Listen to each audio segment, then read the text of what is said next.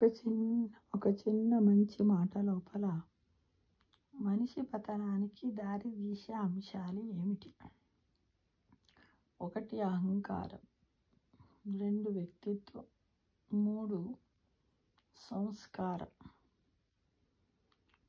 4 సంపద.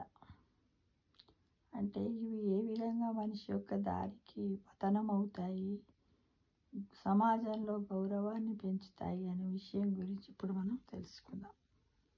సంపద మనిషి స్థాయిని పెంచుతుంది, ఇది నిజమే. సంస్కారము మనిషి గౌరవాన్ని పెంచుతుంది సొసైటీలో. వ్యక్తిత్వము మనిషి గుణాన్ని తెలియజేస్తుంది. కానీ మనిషి పతనానికి అహంకారమే దారితీస్తుంది. మనిషి పతనానికి అహంకారము తోడైతే వాడి జీవితమే నాశనమైపోతుంది మిత్రమా.